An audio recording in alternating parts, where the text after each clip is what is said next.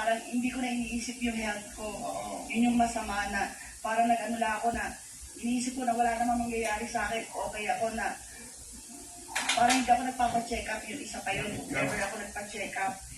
Hindi ko iniisip na meron pala kami history ng diabetes ng family ko. Wala ka maintenance. Wala. Hindi ako nag-maintenance. Kasi iniisip ko okay nga ako. Iniisip ko healthy ako. So this all happened, Monica, yung depression nito, because nagkaroon ka ng mga frustrations sa love life mo. Yun.